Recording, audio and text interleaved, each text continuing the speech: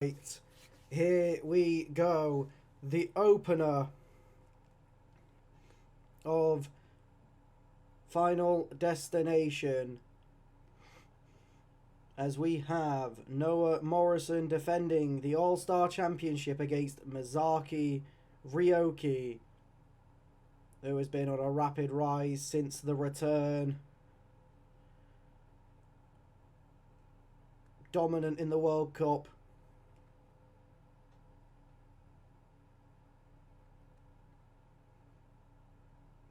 But now against one of the biggest obstacles in the company, Noah Morrison, who won this championship at Lone Survivor in a match against Wayne Evans.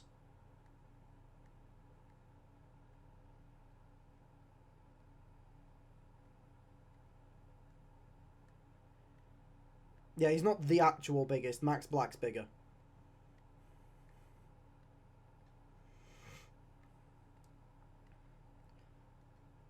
And this could be a banger here. The stage is the grandest it's ever been due to it being the biggest show of the year. An immediate clothesline from Noah Morrison, linking up in chain wrestling to begin Final Destination.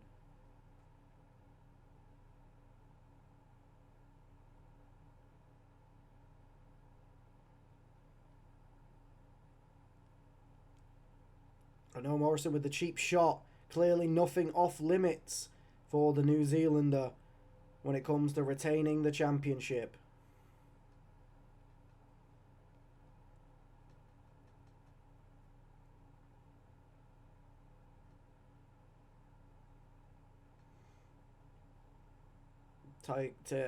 Charging Masaki into the corner. And once again, more chain wrestling to begin. I do wonder if we're going to end up getting a match of the year contender on this show.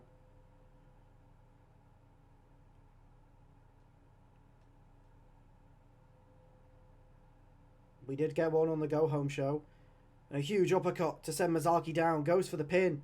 1, 2, and a kick out at 2 from Masaki Ryoki. Masaki rolling up. Goes for a clothesline, it looked like, but the swinging neck breaker from Noah Morrison. And this match has all been Noah Morrison so far.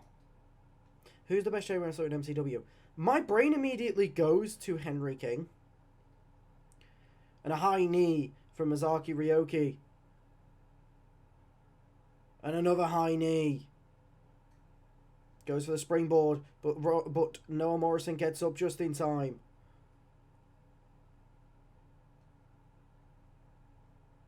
And the side slam.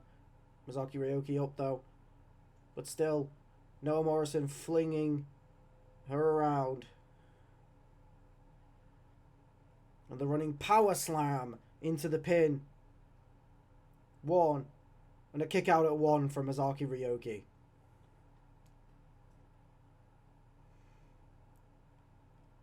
And a clothesline into a second.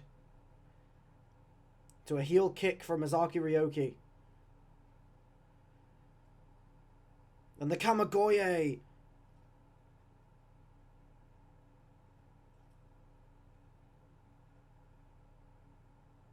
Noah Morrison gets hit with the elbow, but he returns in an even bigger elbow. The reversal though, the sunset flip pin from Masaki. But a kick out before the referee could count to 1. Moving Noah Morrison away from the ropes now, but Noah Morrison climbing to his feet. Masaki helping him achieve that, I suppose. Looks like she was going to go for a suplex, but Noah Morrison reversing with one of his own.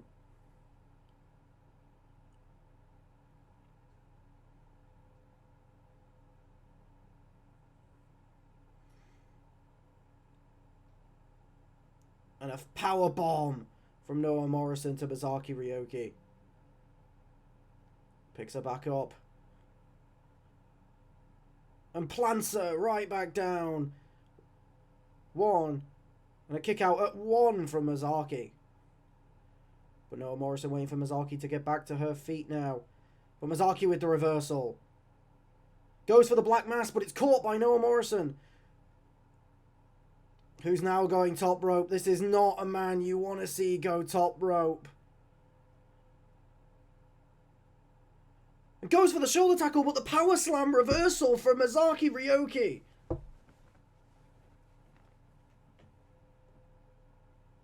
Paying respects to the All-Star champion. Throwing him towards the rope now. And a big back body drop. Being able to take advantage of the speed and momentum of I keep saying Ronan Wolf. It's not Ronan Wolf. Noah Morrison off those ropes. And this is truly what you call back and forth. And a big L and a big knee there to counter. Again, it's just counter after counter with these two.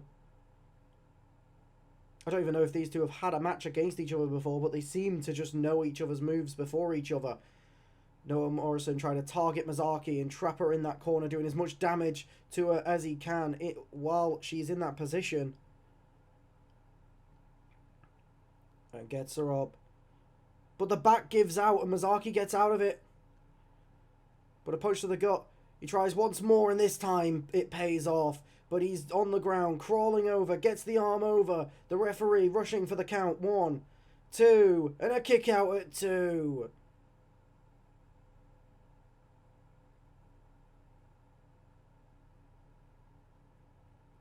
Goes for the clothesline, but Masaaki dodges. Ducking underneath. Throws him towards. And goes for the black mass, but it's dodged once more by Noah Morrison. She cannot seem to get that move off on him.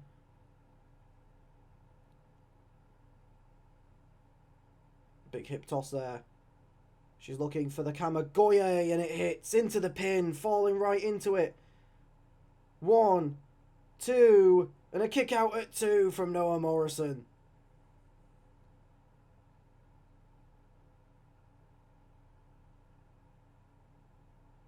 And a big elbow into the charging Masaaki Ryoki from the ropes. But Masaaki using the arm to drag Noah Morrison back down to the ground.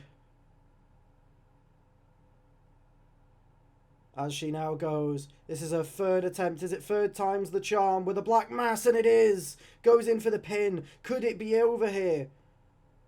1, 2, 3. It is. Masaaki Ryoki is your new All-Star champion. Noah Morrison did everything he could to dodge that black mass.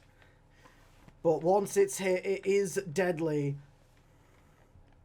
As Masaaki Ryoki secures the MCW All-Star Championship in a great back and forth matchup between these two. Noah did his best to dodge the black mass, and he did successfully dodge it twice, once by catching it and one just moving out of the way just in time. But the third time, once that connected, it was too much for Noah Morrison. In a hard fought battle between these two. And as the guy who runs the game on my game, I'm not surprised it was so close, because they are both two of the highest actual rated based on what the universe mode has made them. They are both 96 currently.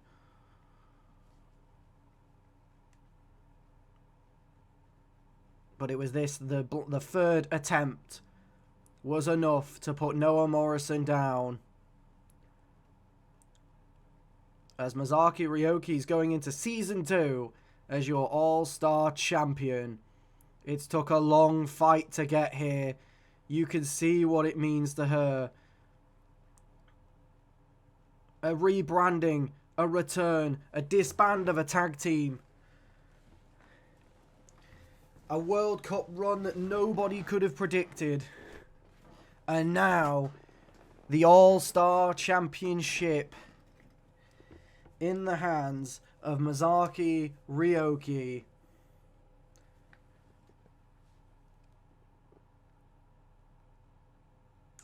As she lifts it up high. Oh, Andre Cruz taking on Brad Collins It's a big match here. There might not be anything strictly on the line, but there is the pride of these two men, which definitely means a lot in this business. Of course, Andre Cruz has been on a pretty good run as of late, but so has Brad Collins, so let's not take that away from him as well. Two of the most consistent MCW stars. Of course, they've both had very different careers here, though. Of course, Brad Collins debuted all the way back on the very first Clash of the Year. Of course, he was actually originally, after being eliminated from the World Title Tournament, he was in a tag team with Henry King. That was the first actual edition of The Fallen. But Andre Cruz had a very different story as soon as he debuted. And the sunset flip roll up here, but a kick out before the ref has a chance to count it. But right after Andre Cruz debuted, he was thrown into a #1 contendership tournament, which he ended up winning. It was only a small tournament featuring 4 people, but he did win. Went on to take on Francis Sharp for the International Championship and won after only 3 weeks of debuting, a record that would be equaled by Survival Instinct later on. But he is still the joint record holder of the fastest time from debut to title. And then, of course, doubling down at comeuppance when he was voted in to be in the Road to Glory ladder rematch of I think it was against Ronan Wolf, Noah Morrison, and Harvey Unair. And I believe Andre Cruz was the one who actually received the most votes. Goes for the top rope moonsault, but it is not the amount of distance that he desperately needs. Brad Collins tried to take him to the corner, but Andre Cruz getting the elbows up.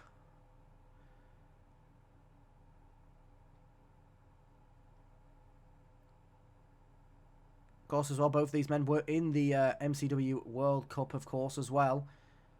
I believe both of them made it to the knockouts, but they didn't really go much further than that.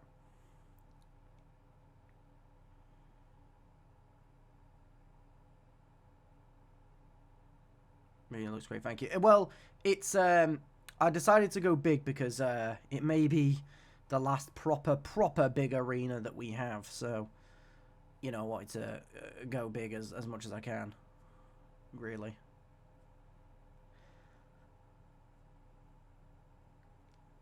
And the Avalanche Spanish Fly from Andre Cruz. Seems like it did a lot to him as well, as he's holding his own gut. But he's not going for the pin just yet. He goes up top. Torpedo Splash. Now into the pin. 1, 2, and a kick out at 2 from Brad Collins.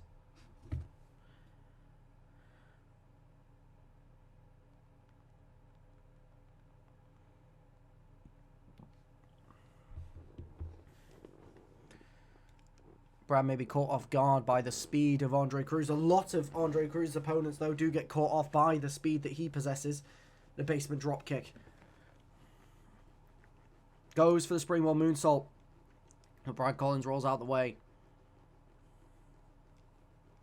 Of course, you can't mention Brad Collins without talking about that All-Star Championship run that he did have. Oh, sorry, gang, I'm burping.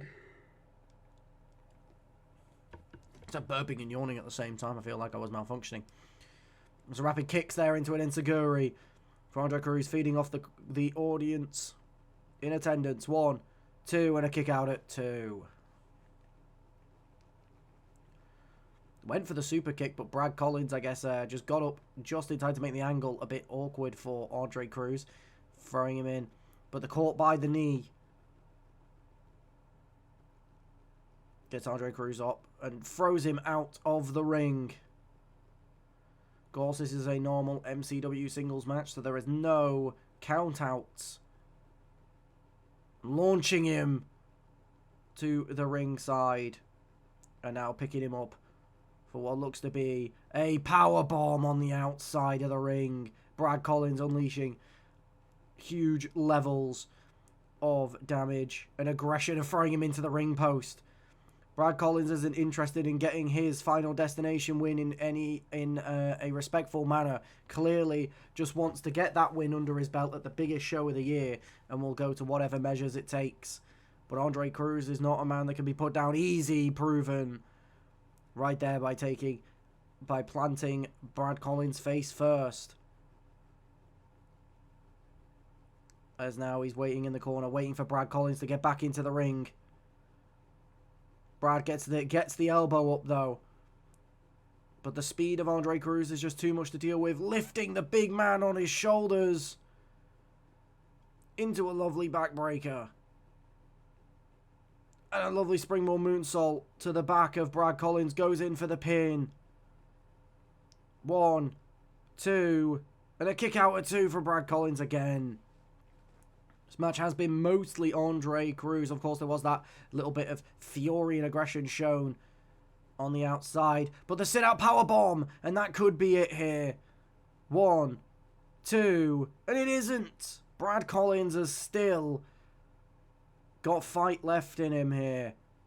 But the torpedo splash might be too much to handle. And that could be lights out for Brad Collins. 1, 2, 3, and a hell of a performance from Andre Cruz, who fought tooth and nail. He put all of his heart and soul into that battle against Brad Collins. Brad, of course, did show a lot of resiliency in that match there, kicking out of a lot of major moves that would put down most people in the company.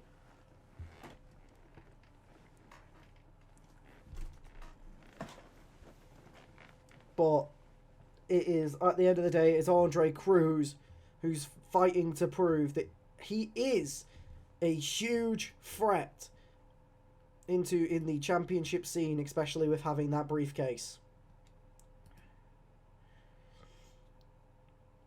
Oh, this is where I realise the next match is going to be a pain in the arse. There is a couple matches in this where I might get the orders messed up because I don't remember the orders specifically for entrances. It's so hard to get and remember.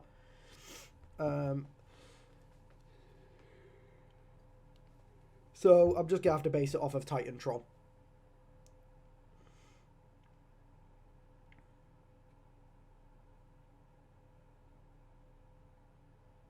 Question. Is it, when it's a four-way, is it middle right that goes first or middle left? I don't know if it's left then right and then left right, or if it's right left right left. I know the next match isn't the fatal four-way, but I'm just trying to get it in my own thing, because the triple threat should be fine. I'm pretty sure it's just whoever's middle will come first, and then the other I'm pretty sure Helga will guaranteed to come last because she's defending. It's only really this match, the next match, and the four ways that I don't know. Middle left. Okay. I will trust you, Brad. John, if your four-way gets fucked up, blame Brad. Nah, I can usually fix it quite quickly, though, to pin the other one and repin the new one that Brad's just put. Because he's spreading false information the first time. And here we go. How long will it take before Ryan's his Ross in this match? It is Ryan Ross and Rock City Stars, though, that have taken the advantage so far. Thank you, John. Appreciated.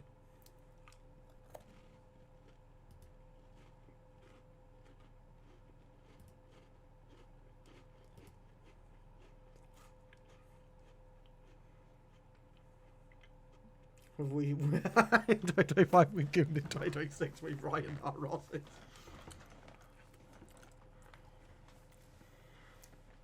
Jesus Christ, man. A lovely DDT from Annika there.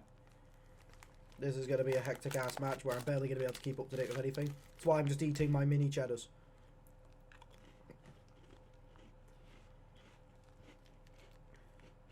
Oh, to be fair, these aren't actually midi ones. They're just cheddars because they're just bigger. I forgot how much I fucking love these. I've not had them in years. I got a 4-pack from Amazon because they were on sale for like £1 for four packs of them. So I was like, fuck it.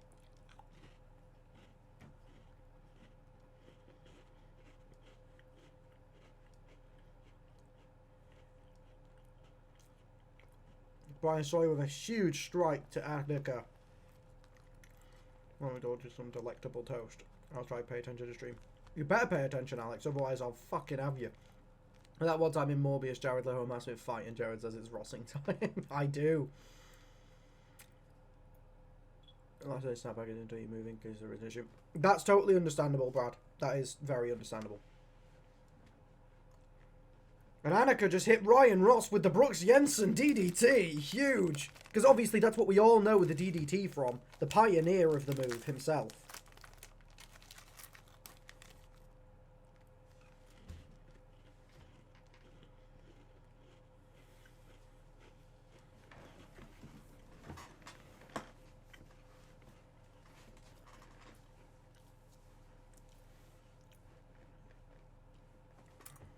One, two, kick out at 2.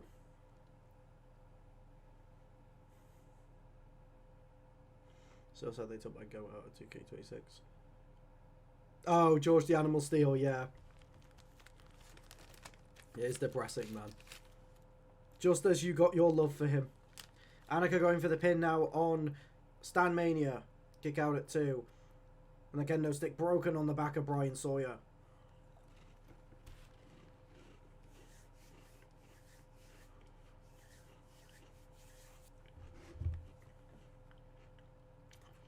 Planting Stan Mania down. Here's DSM-5 and Annika. They're absolutely running riot at the moment.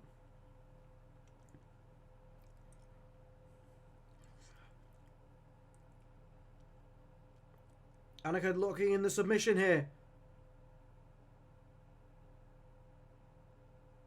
And it's Annika Devereux that wins the match for Annika versus and DSM-5 as she makes them tap.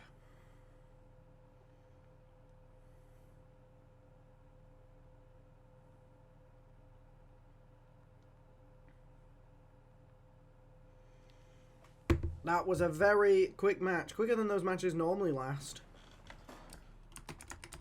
Let me add the winners back on here again.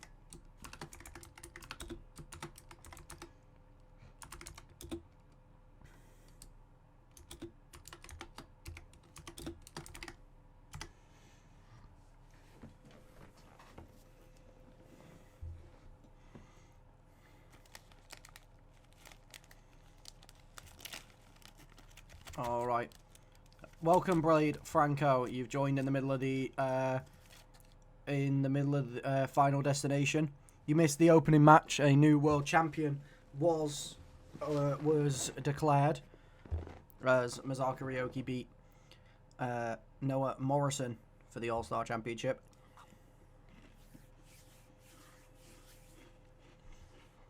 At War. A feud that maybe could have had a no DQ stipulation on it. There is the issue that I am in the way. So let's move me down here for now. Put myself back up there in a minute. But there is the 10-minute timer on the clock. And because this is what this is all about with these two. It is about just proving who is better than the other. Two wrestlers that throw a lot of pride into how good they are as talents. Referee calling for a rope break on the submission there. Both had very impressive rises in the singles division. When they first broke up, it looked like they were kind of a bit lost. They didn't really have any direction. But as of recently, they've both really raised their stocks. Gavin Storm has beat a numerous amounts of big-name talent and, of course, had a very impressive performance in the MCW World Cup. Aiden Storm saw himself being involved in the International Championship Elimination Chamber, giving him a chance to potentially win singles gold, which is something that Gavin Storm has never actually done, never been able to, not only has he never won a singles title, he's never challenged for one.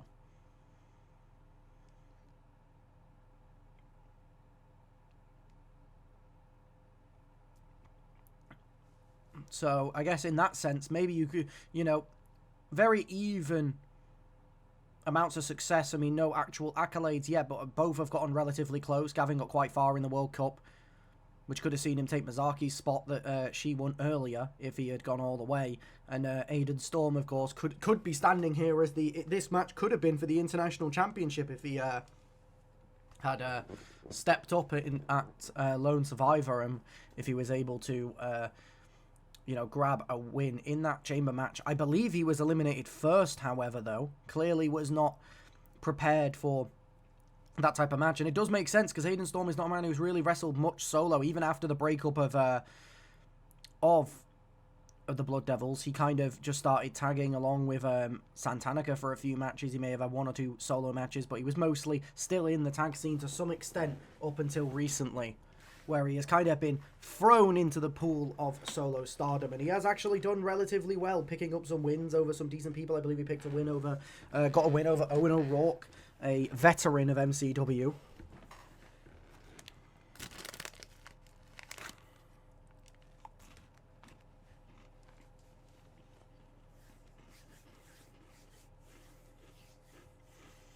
Yeah, literally, Owen versus Brett is literally the best brother v brother match.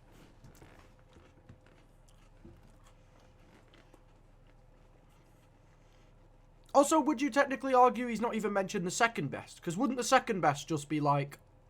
Wouldn't that be Cody Dustin in AEW?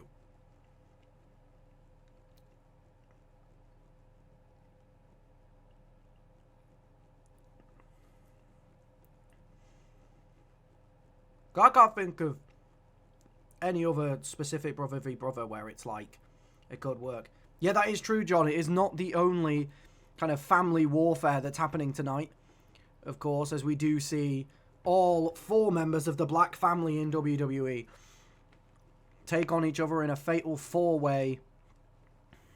We all agree that Jimmy vs. Jay was the worst, right?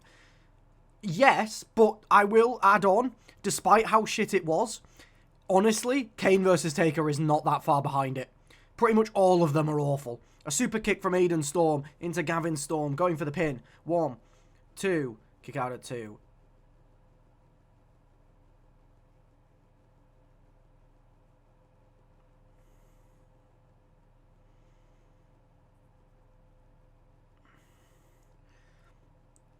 Gavin throwing Aiden into the corner.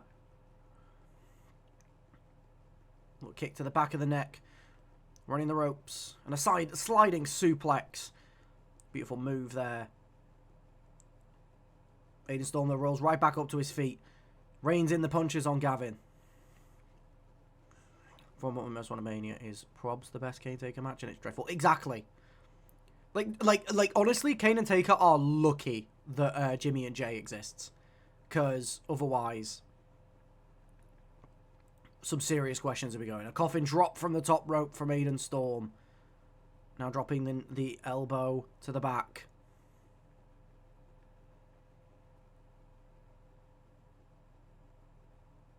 And the double underhook suplex into the pin. 1, 2, and a kick out at 2 from Gavin. We're just over halfway through this match now, and there has been no points given out to either. Mini suplex. Throwing across the ropes. No, Frankensteiner into the pin. 1, 2, oh, a 1. Kick out at 1. Even that got me.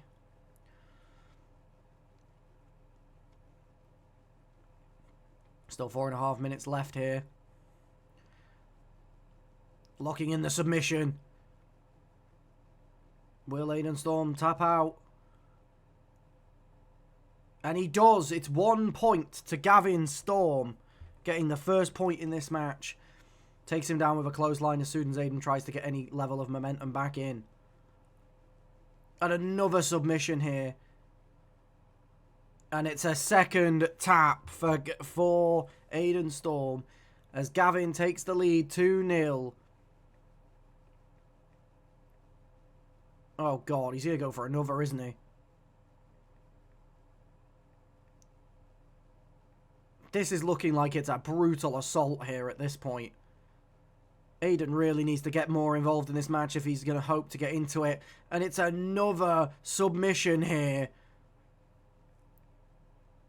And you have to assume he's going to tap out again, and he does. It's a 3-0 lead for Gavin Storm over Aiden. Aiden rolling up, though. Goes for the clothesline. Gets the second clothesline. And ducks underneath. A super kick to the face.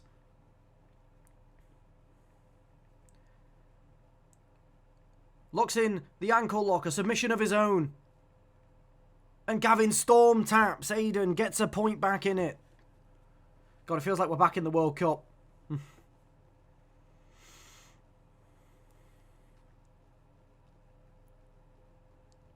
And a side slam. Goes in for the pin. 1, 2, 3. It's another point for Gavin.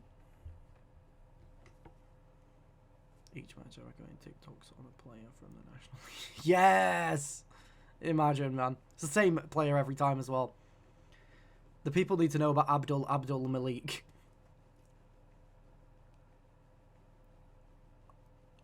Aiden gets the elbow up. He's going to need a miracle to get back in this match here. But stranger things have happened in MCW. Gavin gets the leg up though. Aiden with the reversal. Kick to the shin. The Future Shock DDT. In for the pin. 1, 2. And a kick out at 2 from Gavin.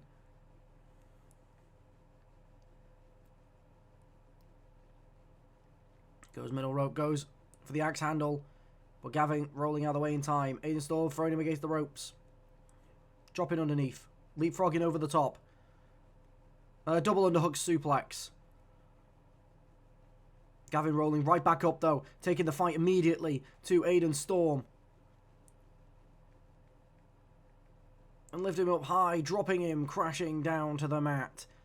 And now taunting his brother here. Stating that he is the best wrestler in the family.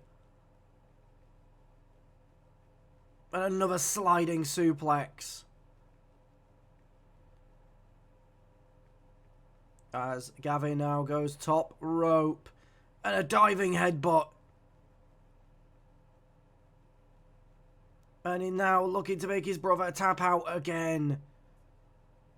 And successfully doing so. It's 5-1 to Gavin Storm. Just under a minute left. I don't think Aiden is going to get anything from this match. Goes for a pin after the standing moonsault. And it's another point for Gavin. It's just a brutal domination at this point. Aiden Storm still showing a bit of fight here. Showing that he isn't giving up. A huge suplex, to be fair. Does lock in an ankle lock submission here. Looking to make Gavin tap once more. As he does. I mean, it's probably not going to win in the match here. But it is definitely, you know, trying to close the gap at least. So the bragging right isn't as high as it was. Planting Gavin down. In for the pin. He could get another here. 1, 2, 3. And he does. And the match comes to a close. With a drop kick there from Aiden at 6-3.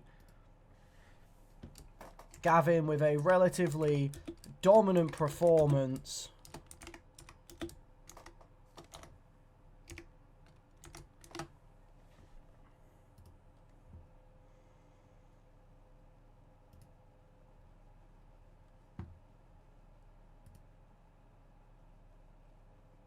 But Gavin proving that he is the better wrestler in the Storm family. Settle. Jesus Christ. Thank you for the follow, Darkness Lord. I've never once seen your name before, but welcome to the stream.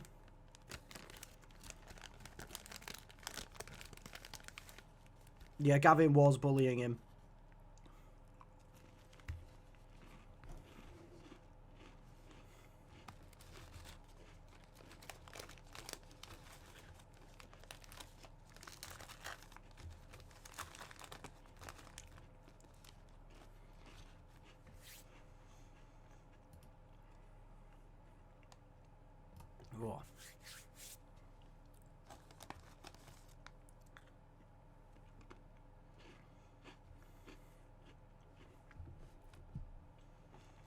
Alright.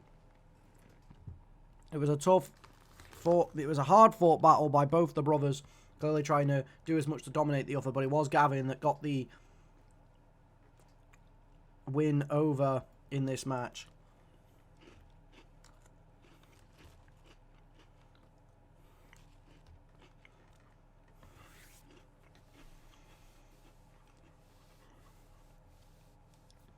as he stands tall at Final Destination.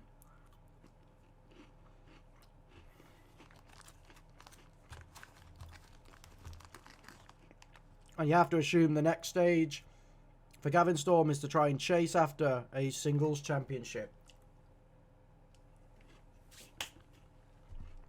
Going to Wayne Evans taking on Elena Claire, who clearly has discovered that Lacana Toro is in fact alive.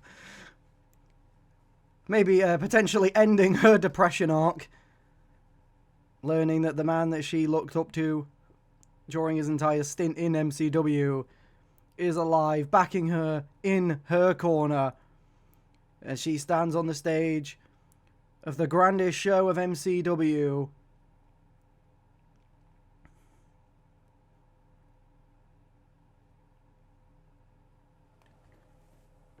Oh.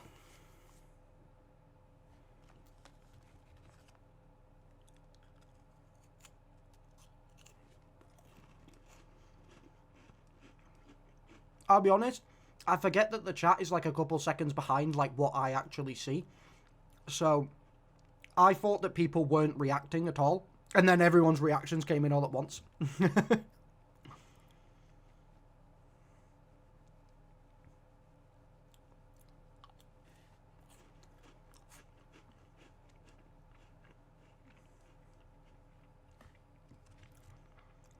And for clarification, this does not break the vow that he made in the European Championship match that Carnotoro had against Leon Grimes. He is not returning to full-time competition.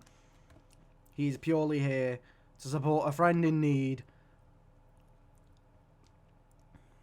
and help Elena Claire get her mojo back. But despite the energy being back,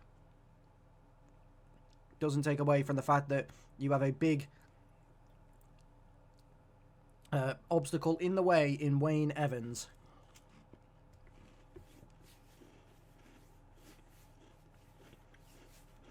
You know, a former All-Star champion in his own right.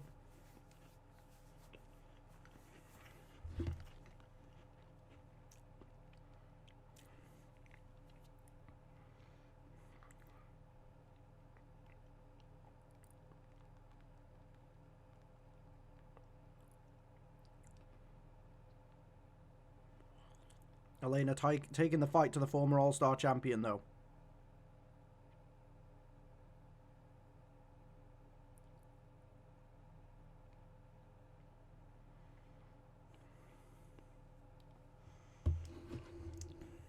Who here remembers Margaret Majors? Who's that? Is that a real person?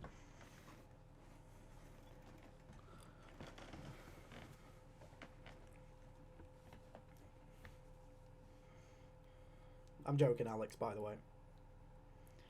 I remember everyone that's ever been... It is a great question. Who the fuck is Patrick Dunn? And the power slam. Wayne Evans looking to put an end to the crowd favourite Elena Claire. Going for the pin. 1, 2, and a kick out at 2 from Elena Claire. It's a great question, Brad. We've been trying to figure this out.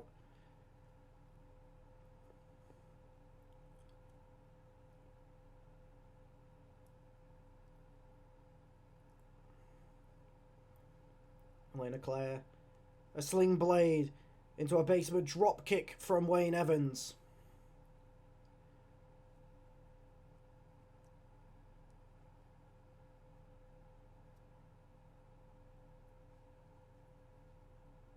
Also, MD, if you could do me a favour, just have a little quick look in the admin chat.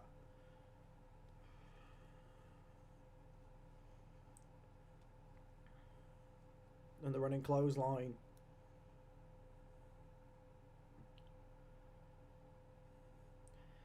And Wayne Evans locking in the submission on Elena Claire.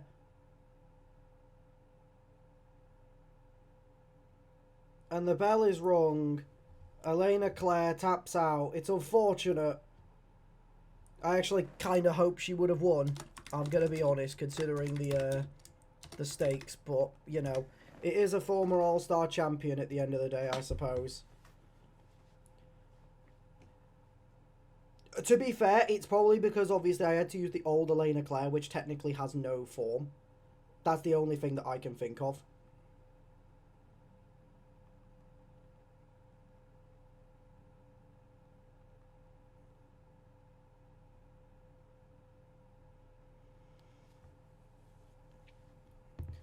Fucking hell, I put loads of time into that Elena Claire shit as well. I made I made the song cut myself in fucking in my in my video editor.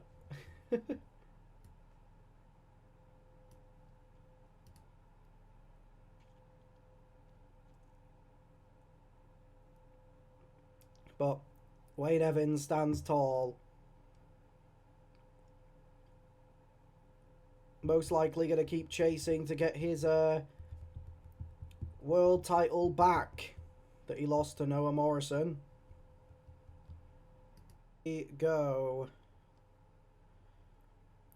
into the International Championship match between D-Way, who is challenging for his first singles title in MCW, and Doug Foster, who just 4 days ago won the MCW International Championship from Kieran Black.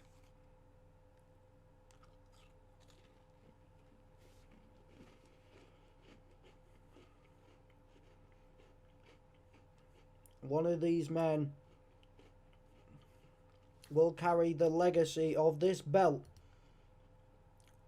into the next season. And will it be a man who's been attempted to make waves over the last few months in D-Way?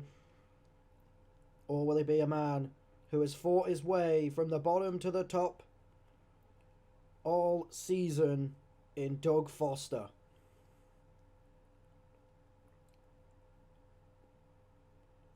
Well, here we are to find out.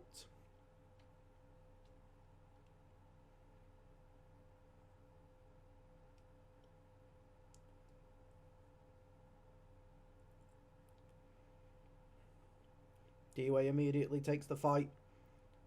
Big splash to Doug Foster. Goes for the pin early. 1. Kick out at 1.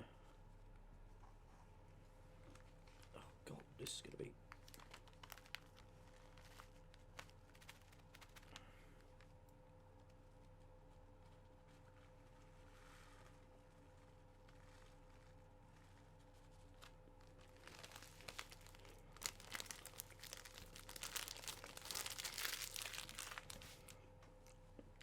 Give me 1 sec to go put this rubbish in the bin real quick.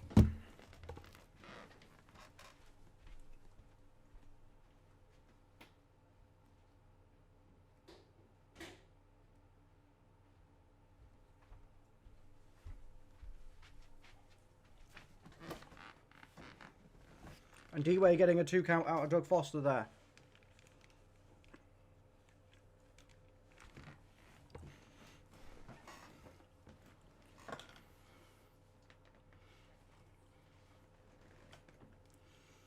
Swinging neck breaker from Doug Foster. And just like D-Way earlier, goes for the big splash, but D-Way sees it coming.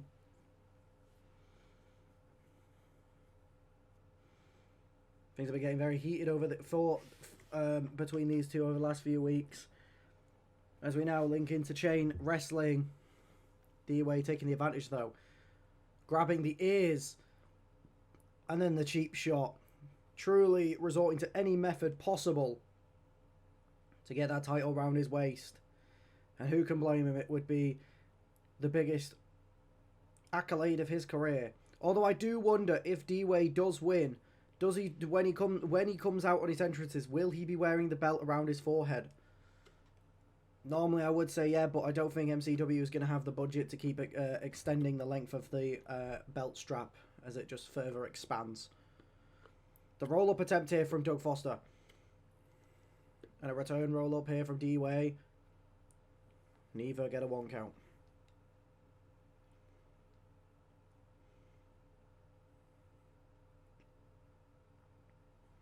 Good back and forth between these two so far.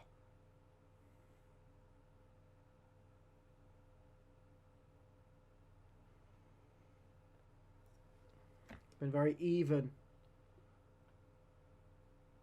And a second attempt at the big splash sees it follow through. Now goes in for the pin. 1, 2. Oh, a kick out of 1. Oh.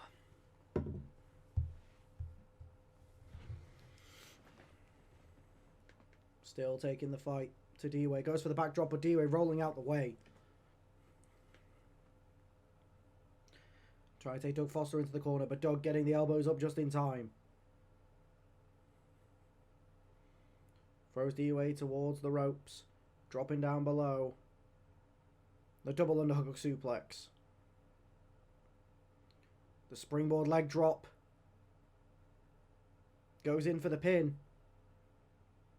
1. And a kick out at 1 again from D-Way.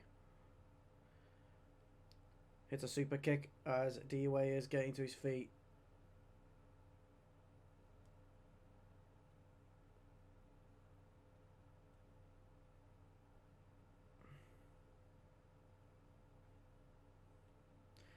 Currently posted this. Wait, what? It goes for the pin. 1, 2, and a kick out at 2. Alex, are you actually in hospital or like... Oh, you're being sarcastic. Sorry. Fucking hell. Sorry, my brain isn't working. And D-Way using his own move against him. 1, 2, nearly winning the title by using Doug's move against him. Now using the ropes as leverage. 1, kick out at 1.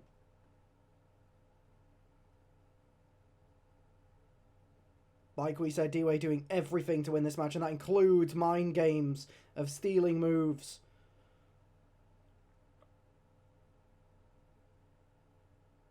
An electric chair. Both men, though, getting to their feet at the same time, but Doug limped over in the corner as D-Way gets him up high. Doug Foster, though, pushes him off before he could do any more damage there. Maybe going for a superplex, who knows? Quick jab to the gut of Doug Foster. No, mat slam. As D-Way is climbing to the top rope. And a frog splash from D-Way. Goes in for the pin. Could we have a new champion? 1, 2. And a kick out at 2.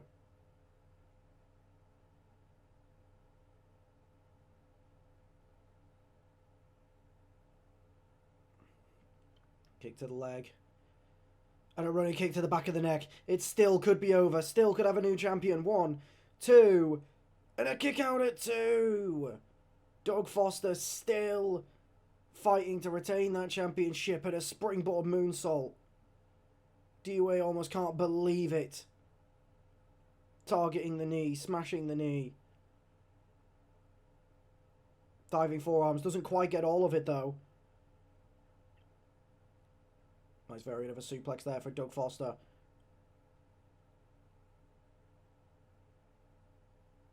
Diving clothesline. Doug Foster going top rope. Leg drop. Into the pin. 1, 2, 3. Doug Foster retains the International Championship in a stellar match.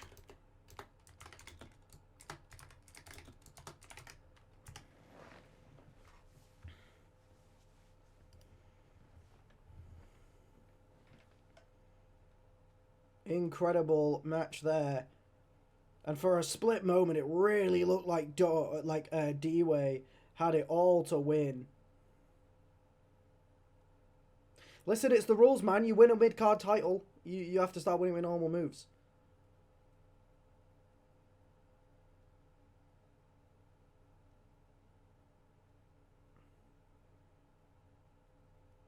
And it was this frog splash where it really looked like it could all be over. But Doug kicked out, and then surprisingly, he kicked out of the sliding kick to the back of the neck as well. As you can see here. After D-Way hitting his own move on him, and then the frog splash, and then this, you'd have assumed it was all over. But Doug Foster still got the fight and heart in him to keep it going.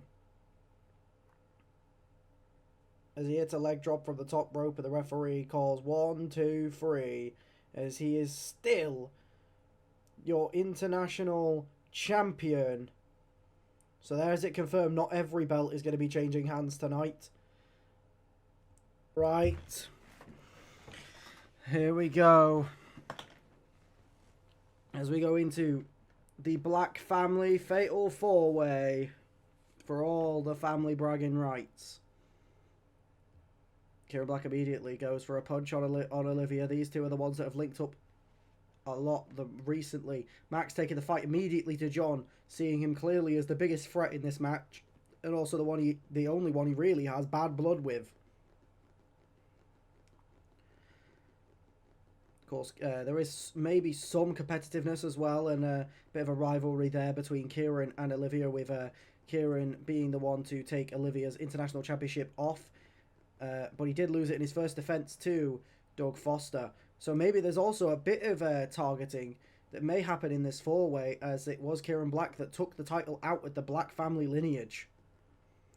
Maybe the rest of the family might be able to see him as a disappointing. But the double leg takedown, Max and Kieran working together. You may see a little bit of that in this match tonight, as undoubtedly they will all have a decent amount of chemistry with each other. But it does keep just pairing off into the same pairs at the moment of Olivia and Kieran and John and Max. Max has been completely dominant over John so far, whereas Olivia and Max has been a bit more even. But Olivia taking her chances against Max here, which leaves Kieran and John to link up now. Did Max just break up the pin by throwing John into it? I think he did, yeah. Of course, you would assume the favourite in this match would be Max Black, considering, his legacy. But, you can't not mention that Max has not had the strongest run of things. And one of the only men that would be able to lift up Max Black that high is John Black. And Kieran Black taking the fight here, not shying away. A huge maneuver there from John Black, who goes with a springboard drop kick to Max Black. And Kieran Black, the first one to look at bringing in weaponry in this match. Bringing in a chair, taking it immediately to the back of John. But John just seemingly no-sells it, apparently. I mean, true Hollywood star there, I suppose. It looked like he was going to try and put him on the chair there, but it didn't work out. And backbreaker after backbreaker after backbreaker to Olivia Black. Springboard leg drop. Max Black goes for the pin on Olivia here, but John breaks it up.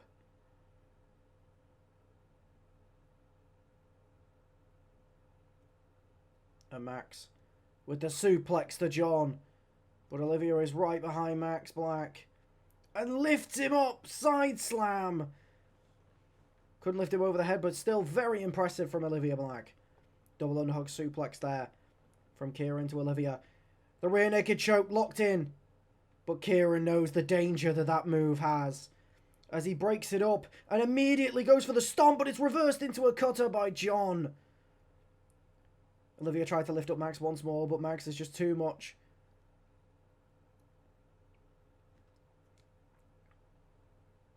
Well, like for a second there, Kieran may have been able to get it. And the stunner from Olivia Black on John Black there.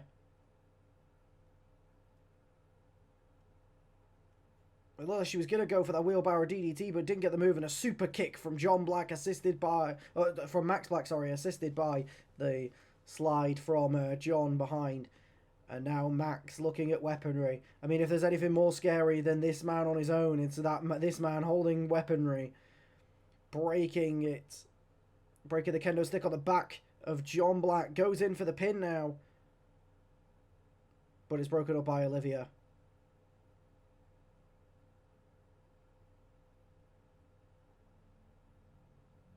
A kendo stick being broken in 2 hits shows a lot of the strength of Max Black, who breaks up the pin. And a springboard cutter from the top rope from Kieran to Max Black, with a package pile driver delivered to Kieran Black immediately. Goes in for the pin here. But it's broken up by Max Black again.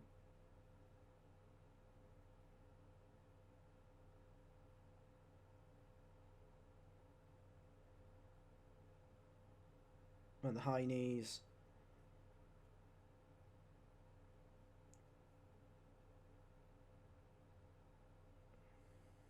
Kieran trying to take the fight to John, but John rolling out the way. And a running bulldog from John Black. Olivia with the leg trip to Max Black. And targeting the legs overall. Now she turns her attention to Kieran Black, targeting his legs. And the kendo stick. Clearly payback for when Max broke it on the back of John earlier. But he's not done there.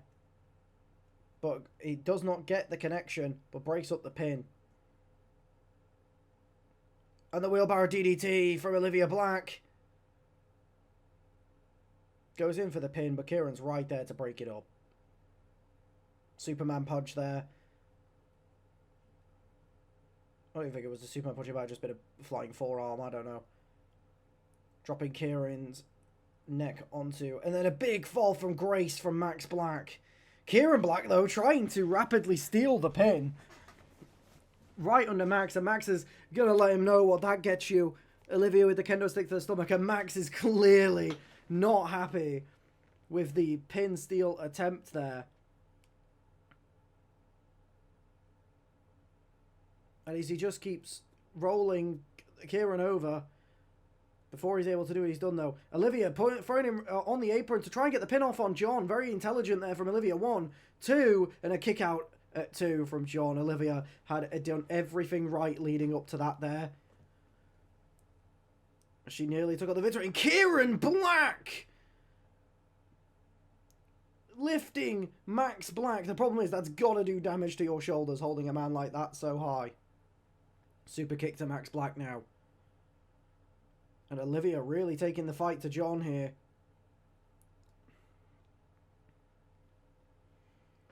But John returning Olivia back down to the mat. Goes for a springboard moonsault and it lands. Kieran taking the fight now to John Black. Throwing him into the corner. Trying to turn his attention to Max Black now. And the lumbar check into the pin. But Olivia's right there to break it up. See, the one problem that is here, and the pile driver from John Black, the one problem here from Kieran is that he keeps, and the pin, Kieran's distracted. 1, 2, and a kick out of 2 from Olivia. The problem that Kieran keeps having in this match is that he keeps getting too excited to make pins. Every time he gets a pinfall attempt, he does it right in front of a person. The guillotine locked in by John here on Kieran. And Kieran Black taps out quicker than Olivia could break up this hold, and it's John Black that picks up the win in the Black Family Fatal 4-Way.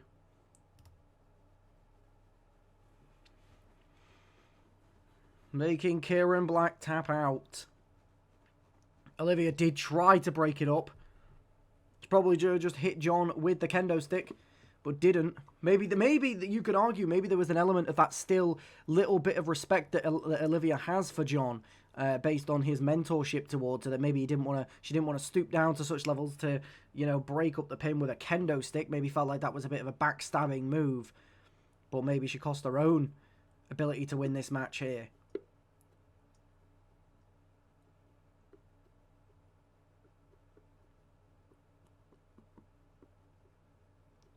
As John Black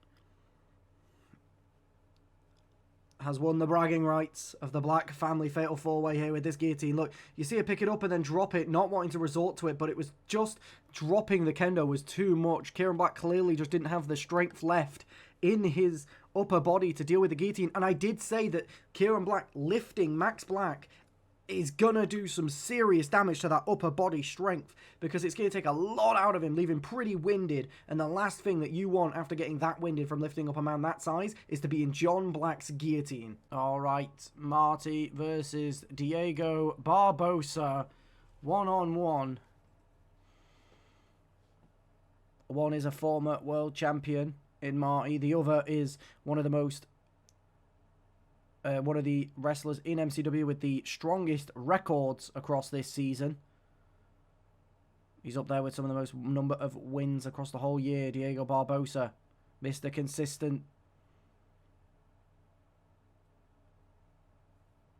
A man who has stayed relatively the same all season versus a man who's had a drastic change mid-season.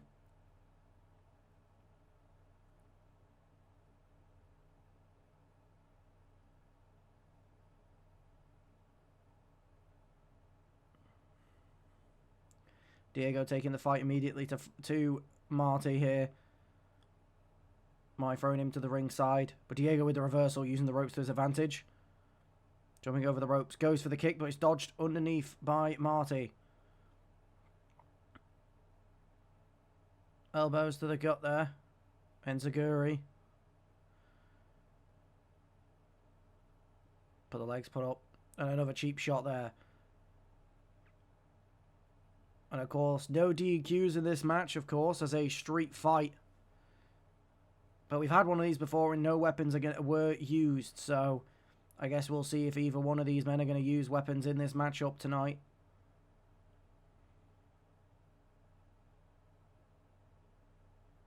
As this is the last non-championship match of the night.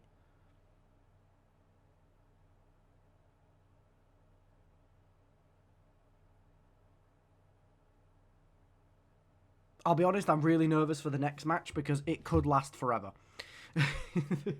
the three-way tag TLC match could go on forever.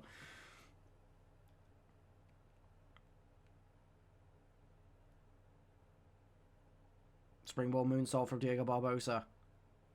Going for the pin early. 1, 2. A kick out at 2 from Marty. And it is Diego that's looking to bring weaponry into this as he grabs a ladder. But Marty... Okay, but the counter from Diego landing on his feet. Goes for the dropkick, but Marty rolling out the way. Diego dodging, but can't get out the strike. Returning of the strike there. Goes for the code breaker, but Marty reverses into a Superman punch.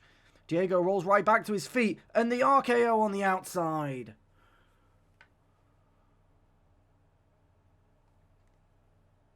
Throws Diego back into the ring.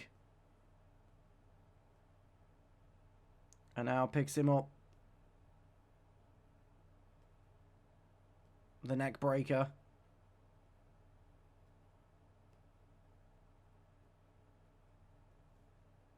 And the Hurricane Rana.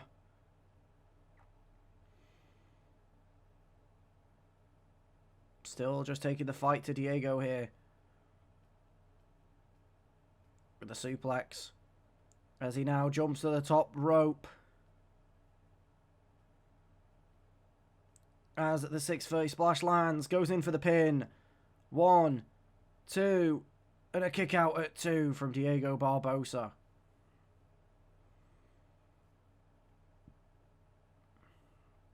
As Marty now rolls out the ring.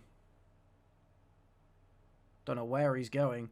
But he's doing it so slowly. Diego able to catch up with him. But Marty's still able to anticipate it. Dropping him onto the apron. And now dropping the elbow into the gut.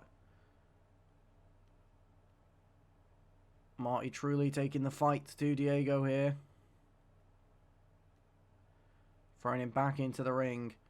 But Marty taking the top off of one of the announce tables. Could that end up getting used in this match? I don't think I've ever seen the AI hit it on a table. But Diego returns with some kicks. But the Hurricane Rana from Marty. Diego gets right back up though. Drop kick from Diego. And a second drop kick from Diego. Runs underneath the clothesline. Bounces off into a crossbody.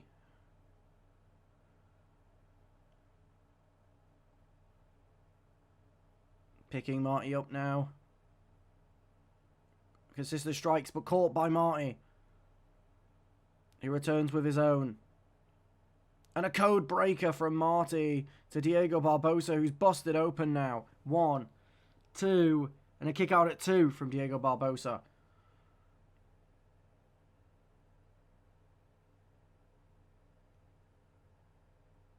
And the Enziguri there. The fight well and truly being taken to Diego here. Marty going top rope. Potentially looking for another 630 here, and it lands once again. It's been a dominant performance from Marty so far. 1, 2, 3, and it's all over just like that.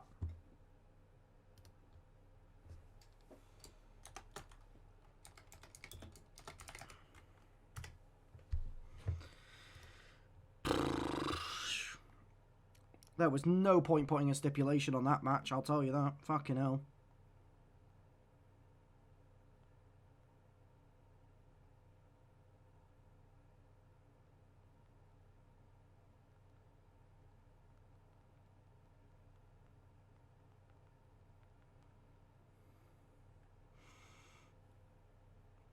Oh. I feel like the match should have gone longer considering how long the feud's been built, but whatever. Most of the show has been fine, so.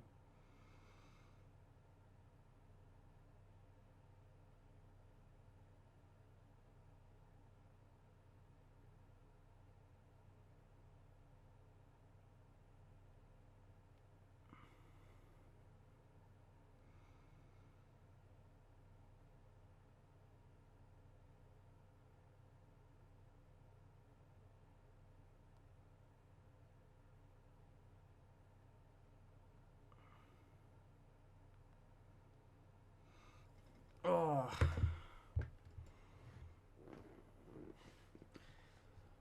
As Marty celebrates, as his hate for Diego Barbosa prevails in the end.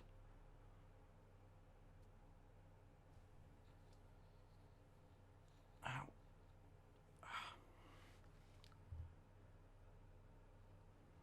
The MCW Tag Team Championships on the line, hanging above the ring. All they have to do is have one member of either of the teams to grab the belts. And they will be the next MCW Tag Team Champions. Of course, this match could go on forever, as pretty much everyone has agreed to get out of the ring except for Hakeem, who is standing on his own, just biding his time now. Ricky Riley taking the knee to the back of Kira Nox. Jack Collins wasting no time going to the fight to Brody Murray with the DDT. Ricky Riley with the suplex to Reagan Knight. Hakeem went for the suicide dive but got nowhere near anyone.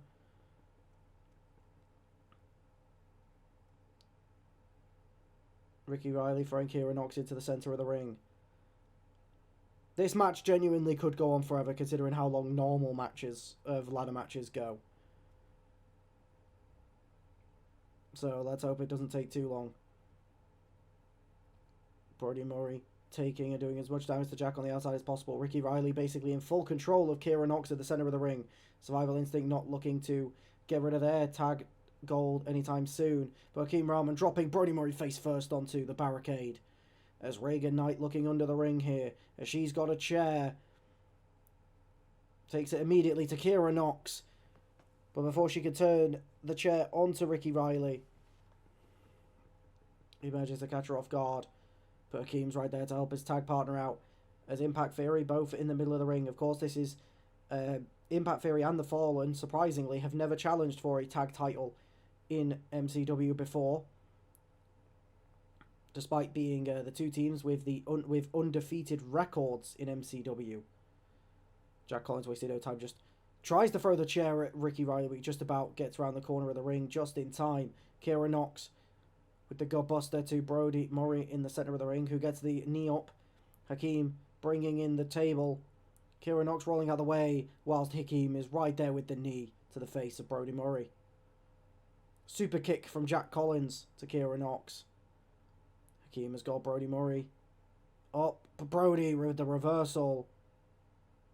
But Kira Nox right there to help her tag partner. I think this is the one advantage that Impact Theory have had so far in this match, is they keep staying together. They're in close proximity, allowing themselves to help each other. And the suplex onto the ladder to Hakeem. I'm not surprised that he's holding his head. That was brutal. And a big suplex from Brody Murray there to Reagan Knight. But Jack Collins throwing him onto the ring side. Onto the apron, sorry. Now still targeting the fight, but Brody Murray with the hip toss. And now he turns his attention to Reagan Knight. Ricky Riley and Hakeem battling out on the ringside. Jack Collins with the suplex onto the table. Brody Murray throwing Reagan Knight into the corner. As he now goes for the ladder, but Kira Knox takes that focus away. Brody Murray going on the outside of the ring here, picking up a chair. Plus he's running all the way. An eat defeat from Reagan Knight as Brody Murray hits Jack Collins with a chair. Ricky Riley now got the steps up, but he puts it in the corner. No, not again.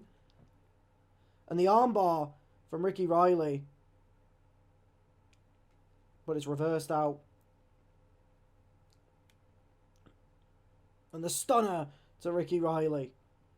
Suplex there from Brody Murray.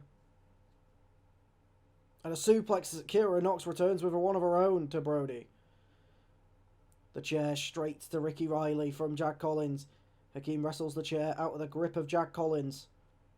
Ricky Riley thrown out of the ring now. As is Jack Collins. It's now just Impact Theory and Brody Murray in the ring. Both Impact Theory grabbing weapons. Oh, Kira Knox put the ladder back into the corner. Hakeem taking Brody towards the table. It looks like he was going to try and put it through, but Brody Murray using his weight to drop down and stop it, but he doesn't see Reagan Knight behind with the table. Ricky Riley's got Reagan Knight up into a powerbomb position, but she fights her way out. Hip toss from Brody Murray to Kira Knox. Hakeem thrown out of the ring. Brody tried to hit the axe handle on Jack Collins just before he exited the ring. Picks up the ladder. Takes it away from the corner, but Reagan Knight wrestles it and puts it back in the other corner. Fuck's sake. But Brody Murray, determined with this ladder, sets it up in the center of the ring. We have a ladder in the center of the ring, people.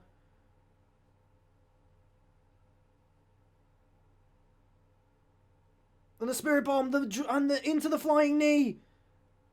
Survival Instinct have a chance here. Ricky Riley climbing the ladder. Jack Collins running into the ring though, as is Hakeem. And Jack Collins pushes the ladder down, sending Ricky Riley crashing. It's the first time we've gotten close to someone potentially winning this match so far. A big suplex there from Kira Knox, who now picks up the ladder. I swear to God, if it gets put in the corner... It isn't. It's in the centre of the ring. It looks like they are trying to win this match now. Kira Knox went for the springboard attempt, but nothing really came from it. And now, both women in the match slowly climbing the ladder here, as they are now exchanging blows on the top of the ladder. Kira Knox pushing Reagan through the table that Ricky Riley had just set up. And Kira Knox pushes Ricky Riley off. She's got a serious chance here. Ricky Riley trying to push the ladder down. And he succeeds, keeping the chances of defending the title high, or higher. Jack Collins now with a table of his own, hitting it straight into Ricky Riley. Now picking up Kira Knox, throwing her to the ringside. Brody Murray catching the leg of Reagan Knight, but she returns with an enziguri.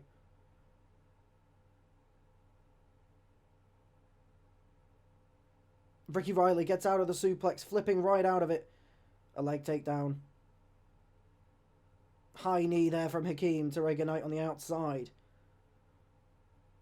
And Ricky Riley trying to put Jack Collins for a table with the suplex, and he puts him through the table.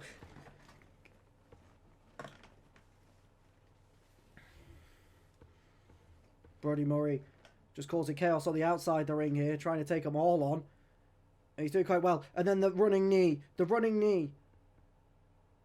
Ricky Riley on the outside picks up a chair. It'd be nice if one of them picked up a fucking ladder. That'd be nice. And the big knee from Reagan Knight. And Hakeem picks up a ladder. Center of the ring. Brody Murray and Hakeem, the only one standing in the ring. Hakeem thrown into the ladder there. Brody Murray climbing the ladder. Reaching for the titles. Survival. Ricky Riley is there to maybe help him. He's got both hands on the title. Hanging from the top. And he wins. He retains the title for unhooking it whilst hanging from the top of the arena.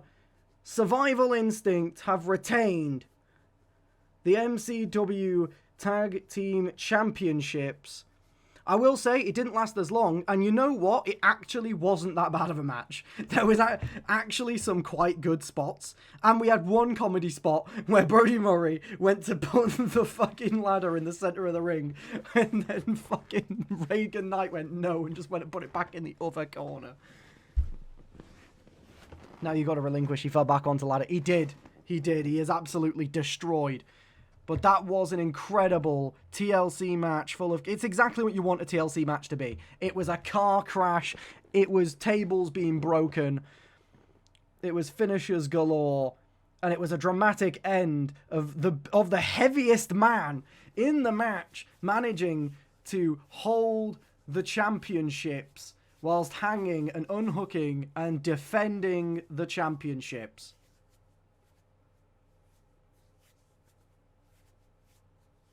As still your MCW champions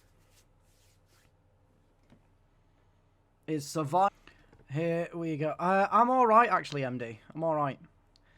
And here we are. The biggest match of both of their careers. Leon Grimes on the biggest stage of them all after holding the European Championship for 248 days. And Henry King, who is stepping into the ring for a potential final time as he takes on Leon Grimes. This is the third time that he has faced Leon. Leon came up victorious both times.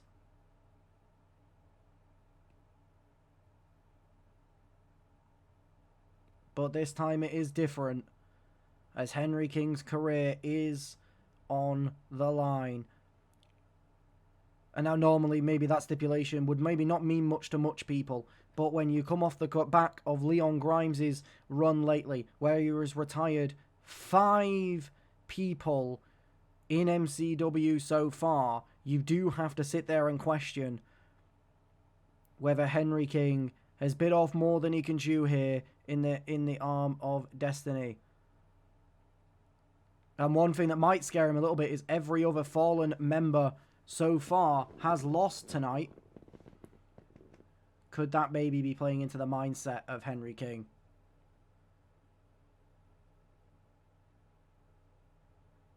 Leon Grimes taking the fight to Henry immediately.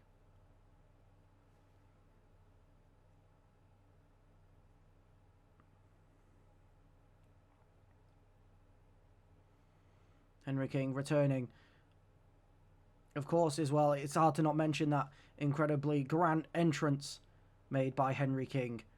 Clearly aware of the stakes as well. Like, he's not just, you know, getting it over his head. He understands what he's putting on the line. That's why his entrance was so grand, soaking in the fact that this could be the final time that this man makes an entrance in MCW, and he wanted to drag it out as long as possible. Take in the crowd, take in the moment. And he is really trying to take the fight to Leon here. He pushes him off as he gets him to the top turnbuckle. But now the snapmare. Twisting the heel onto the face.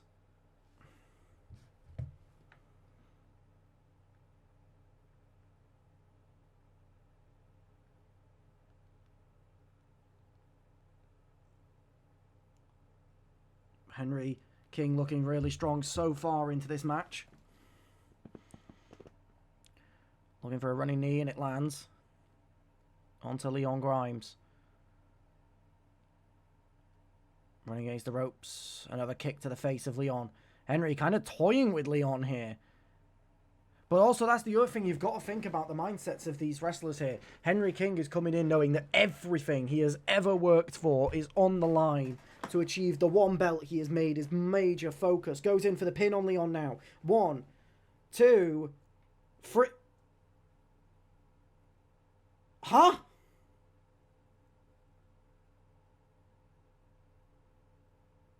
Why did Henry squash him? Why did he squash him?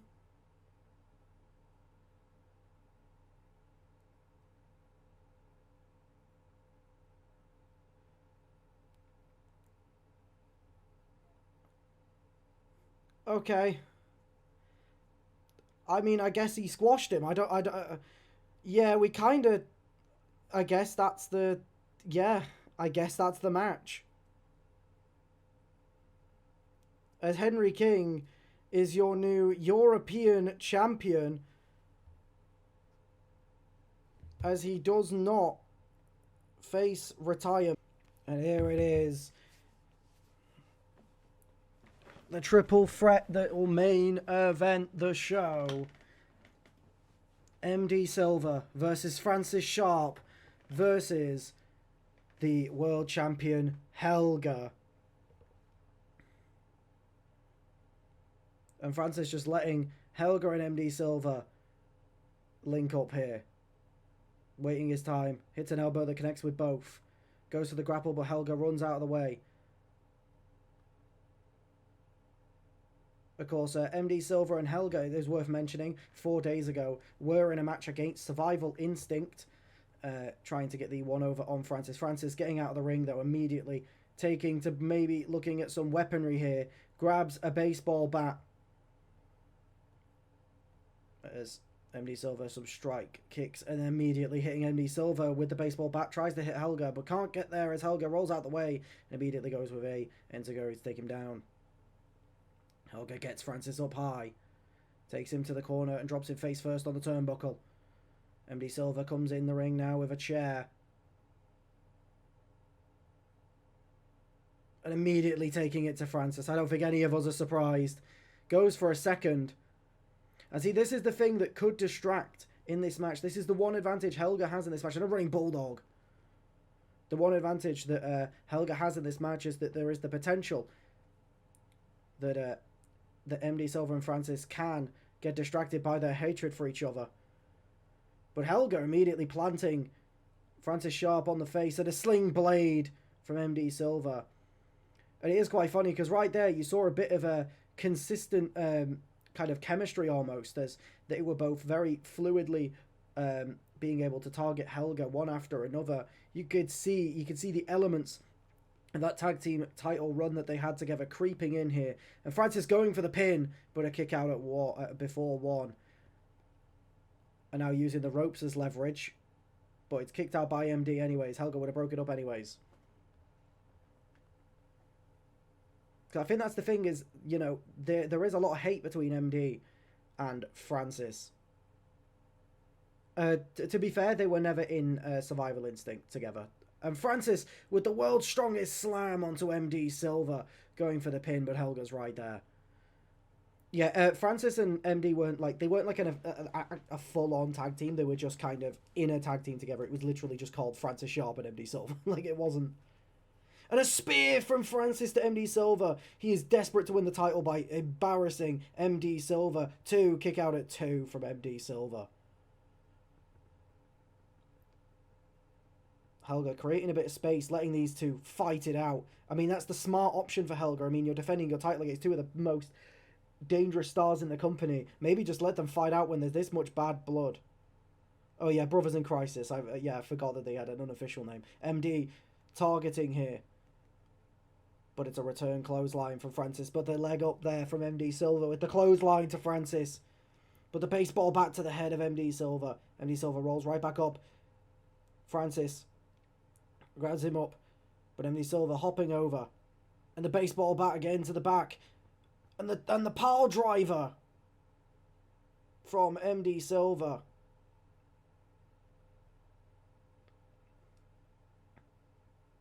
MD Silver with the big knee there. Going for the pin on Helga. 1, Kick out at 1. Going for a second pin. This time, using the ropes as leverage. This shows the desperation that all these competitors have in this match for this title. Francis shocking MD Silver. But Helga locking in a submission here. She did make Francis tap at Lone Survivor, but not here. Of course, it's also worth noting as well that, Francis not without Survival Instinct in his corner. I mean, I don't doubt that he probably would have wanted them in their corner to help out during this match. But, considering the brutality that they faced in their match earlier, it's no surprise. And another power driver to Francis Sharp from MD Silver. 1, 2, and a kick out at 2. Helga was too late to get the break up. Helga will be glad that Francis managed to break out of that. It is Francis and MD Silver that's taken majoritively of the damage here today. No surprise there, though, considering they probably would be targeting each other. Francis looking under the ring. Shows a kendo stick of his weapon of choice here. Goes to throw at MD, but MD dodges it by going for the Torpedo Moscow. But Francis rolls back into the ring and breaks up the pin. Now throwing MD Silver into the corner.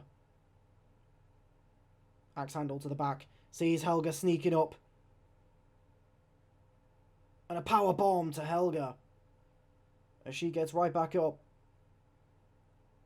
And she's locking in the armbar here on Francis. But MD Silver's there to break it up. Taking the chair to Francis. But he's dodged. Torpedo Moscow to Francis.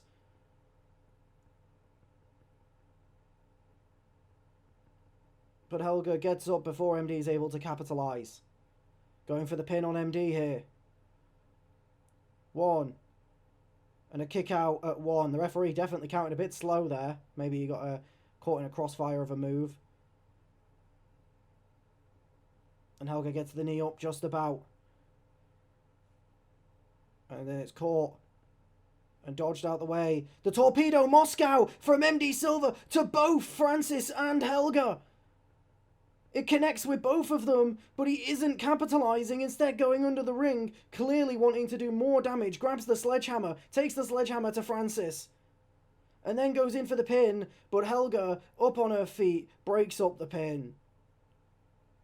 And this is what I said. I said that the eyes on the prize might be off for these two, considering the hate they have for each other. They might get distracted in just trying to destroy each other here. Helga and Francis now trading blows in the ring. Helga with the stomps into a kick to the back now to Francis. Sees MD Silver getting to his feet. Gets him up. Suplex. She picks Francis up. Into a suplex again. MD Silver there though. Throwing Helga into the ropes. But Helga with the reversal of the clothesline. MD gets up. Combination of strikes now from MD to Francis. Taking Francis down. The baseball bat to MD Silver. Going in for the pin here. Francis slow to his feet. 1, 2, breaks it up.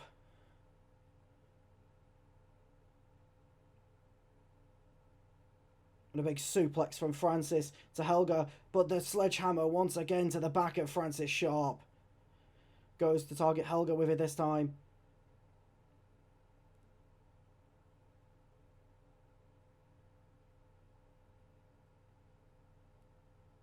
I think Francis was looking to set up for the spear there. But MD Silver not giving him the chance. Jumping on top, raining the strikes. MD Silver with a big knee to Helga there. Trying to take fight to Francis, putting him in the corner.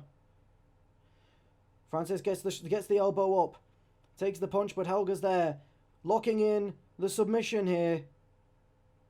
I don't understand why MD's just stood there. MD breaks it up. Goes for the clothesline, but Helga dodges. But MD Silver going for the power driver.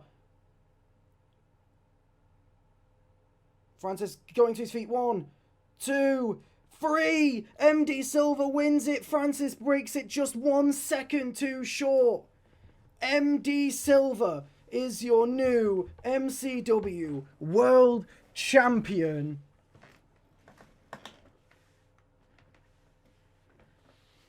It was nearly broken up there by Francis. Broke it up just 1 second too late.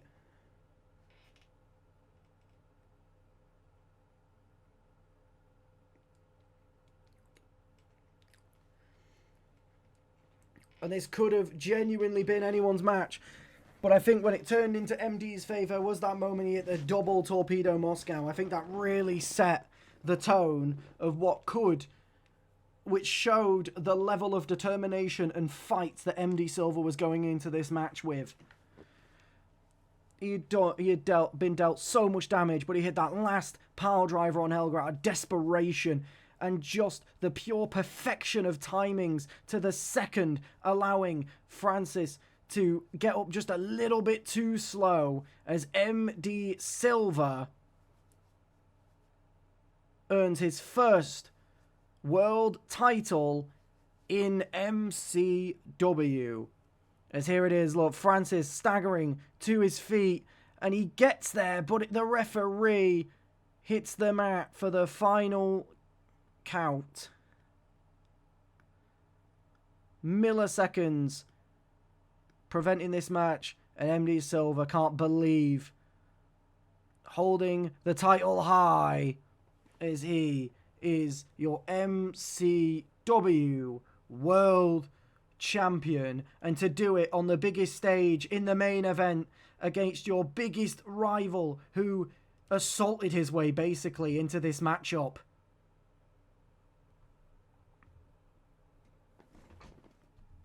It is incredible scenes from MD Silver, as that is the final thing that will be shown on MCW programming for Season 1 is MD Silver as World Champion. It is reminiscent of how Survival Instinct lost the tag titles their first reign.